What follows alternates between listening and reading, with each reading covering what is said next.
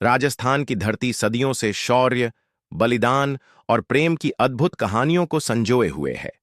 इन्हीं कथाओं में सबसे रहस्यमयी और चर्चित कहानी है रानी पद्मावती और अलाउद्दीन खिलजी की। रानी पद्मावती चित्तौड़ के राजा रत्न सिंह की पत्नी थीं। कहा जाता है कि वह अपूर्व सौंदर्य और अद्भुत बुद्धिमत्ता की प्रतिमूर्ति थीं। उनकी सुंदरता की चर्चा इतनी फैली कि दिल्ली के सुल्तान अलाउद्दीन खिलजी तक पहुंच गए। खिलजी के मन में उन्हें पाने की प्रबल इच्छा जागी और वह चित्तौड़ को अपने अधीन करने के लिए निकल पड़ा। किंवदंती है कि खिलजी ने चालाकी से प्रस्ताव रखा कि वह केवल एक बार रानी को देखना चाहता है।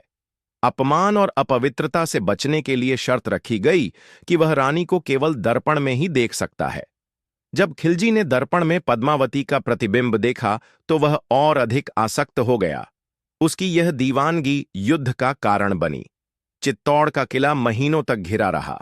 युद्ध ने भयानक रूप ले लिया और जब अंत निकट दिखा तब रानी पद्मावती ने निर्णय लिया कि उनकी अस्मिता पर कोई आंच न आए।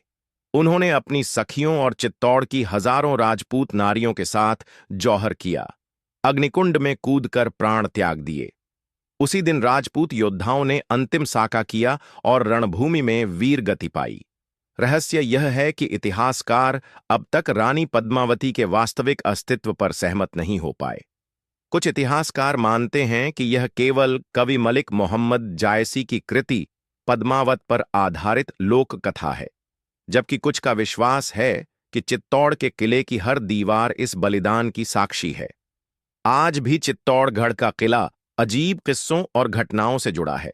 कहा जाता है कि रात के समय जौहर कुंड के आसपास धुएं की परतें और जलती हुई अग्नि की आभा दिखाई देती है।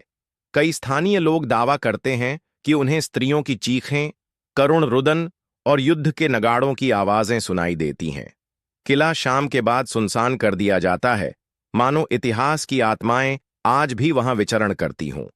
ये कथा हमें यह सोचने पर विवश करती है कि पद्मावती केवल एक रानी थीं या एक ऐसा रहस्य जो इतिहास और लोक कथाओं के बीच कहीं अटका हुआ है।